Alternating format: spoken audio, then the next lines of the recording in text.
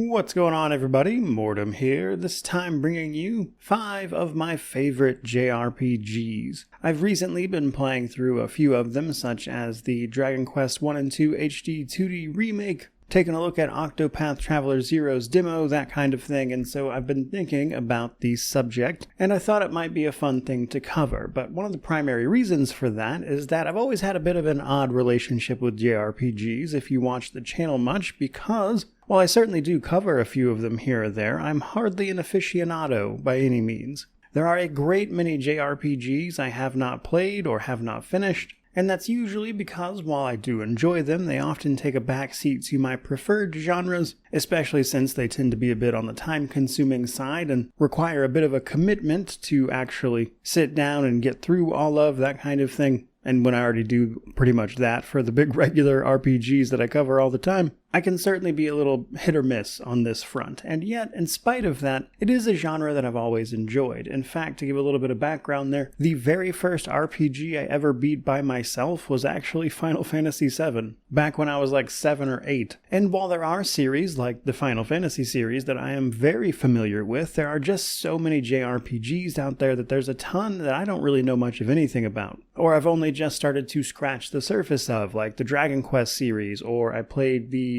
first Trails in the Sky via its remake very recently. And all of that together is kind of why I wanted to make this video. I thought it might be fun to do this now, and then as I get deeper into some of those bigger series via their remakes and stuff that are coming in the years to come, maybe we could look back on this and either have a good laugh about it or just simply see what's changed. So with that in mind, I'm only including one game per series here. That's because I have a backbone and can actually pick a favorite, but also because it'd be a pretty boring list otherwise. But let's get into the one that I'm pretty sure my regular viewers will at the very least know, and that is my favorite Final Fantasy title, which is none other than Final Fantasy XII, which is a bit of a contentious pick. People are mixed on Final Fantasy XII. Some people like myself really love it. A lot of other people hate it. A lot of comparisons around Star Wars tend to get thrown around, but personally, it's just got a lot of what I like about other games, like its Gambit system, in terms of like raw mechanics, but it also has some of my favorite characters like Balthier. I love the way the Empire is presented in this one, and I'm also just a huge fan of the setting of Ivalice, so this one is a pretty no-brainer for me, at least in terms of my favorite JRPGs.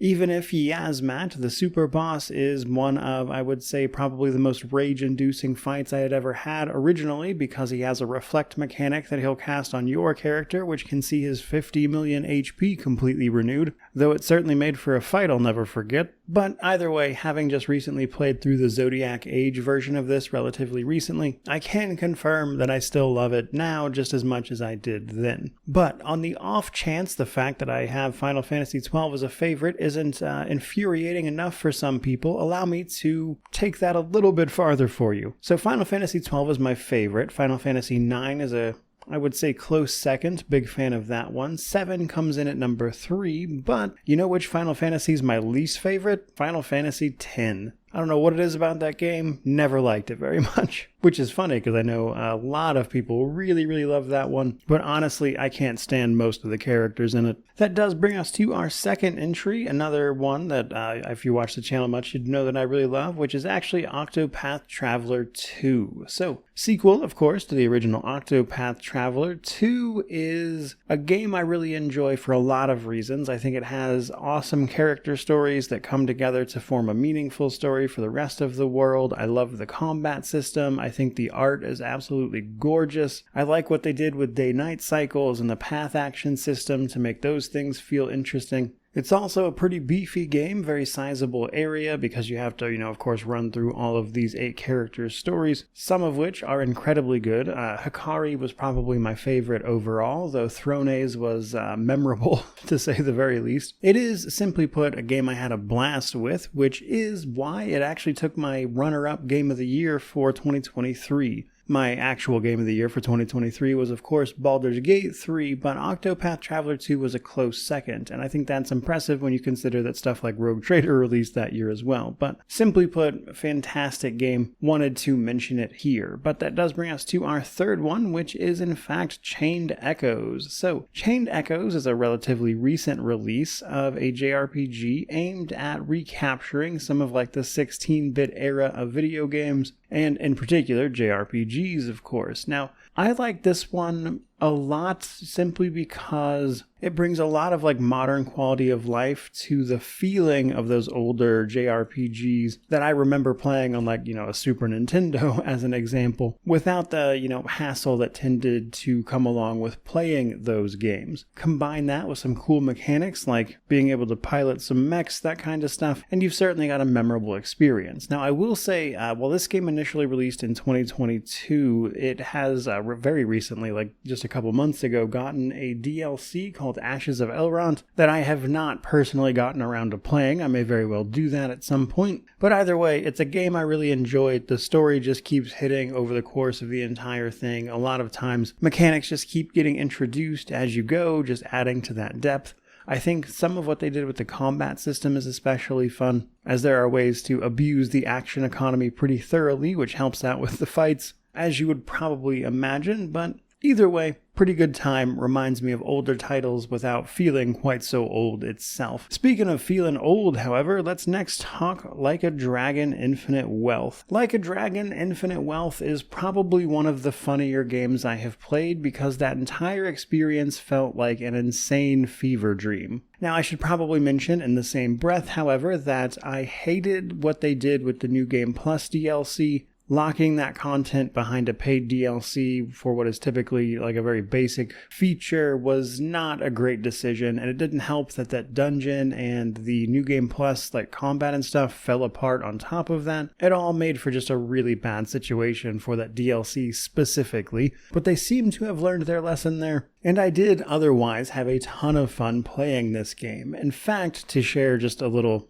sort of anecdote with you guys, one of my most memorable experiences with this game was trying to explain Sujimon to people. So like a lot of the Yakuza games, Infinite Wealth has all these sort of crazy side stories, and one of them is Sujimon, where it's essentially a Pokemon knockoff, except the things you are fighting are just like random groups of guys you get to cajole into fighting these battles for you. And I remember trying to explain what this was to a family member and them absolutely looking at me like I had completely lost my mind. And that's honestly not even the weirdest of the strange, odd things going on in Infinite Wealth. And that honestly, just by itself, would certainly make for an interesting game. And then yet on top of that, it's also got a really fun combat system and setup with the way it brings in like the little environments that you find yourselves in, the sort of dynamic movement element of it, which is really fun, at least until you get to the end game where I think honestly the combat starts to fall apart a bit. But up until that point, it's actually really good. So simply put, I had a blast with Infinite Wealth. It was a ton of very silly fun. And while I still haven't worked up the courage to get through the rest of the Yakuza series, I hear they're very difficult to 100%. This one was so much fun. But that does bring us to our final entry, which is as good a place as any to mention that these were in no particular order, by the way. But the last one is actually Metaphor, Refantasio. So, Metaphor is interesting in the sense that it takes some of the things I think are cool about Persona, but also shifts the sort of story away from like high school kids, which is what makes it more palatable to me. If you don't know this, I think I've mentioned it once or twice, but I really hate stuff that's set in high schools. Like, it doesn't matter the genre or whatever else. If the game is literally about a character in high school, I just have the hardest time getting into it. I tend to just shut that off, kind of just immediately lose interest. But Metaphor, on the other hand, has a much more fantastical tilt to it that made it much more interesting for me to get into personally. And while I still don't love the timers at play here, I think they're generous enough that it doesn't become like a hugely restrictive thing either. But what really ultimately drew me into this one was actually the sort of core setup. The king gets assassinated, but had used his magic to set up this elaborate will of the people election that I had taken to calling democracy magic, but it essentially forces a contest or election of sorts to play out with a strict set of rules that even the assassin, unfortunately for them, has to play by. And it's a pretty grand narrative around that particular arc, and it has a lot of really fun moments. There are parts where it drags. I talked in my review for it about one particular dungeon that just seems to go on forever. But ignoring that stuff, it's also got just like a really interesting world with all these different tribes of people, the obvious discrimination that goes on between them.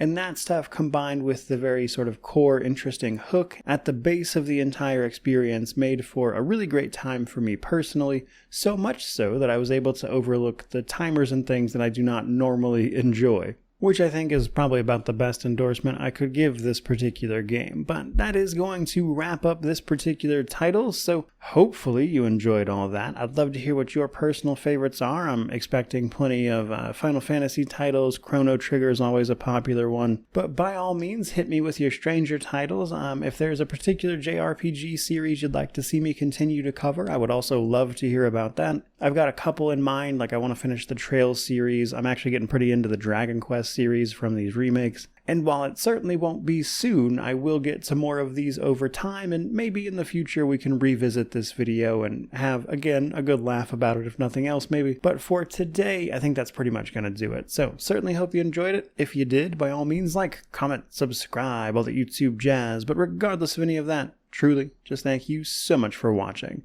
I really do appreciate it. May you wander in wisdom and have an amazing day.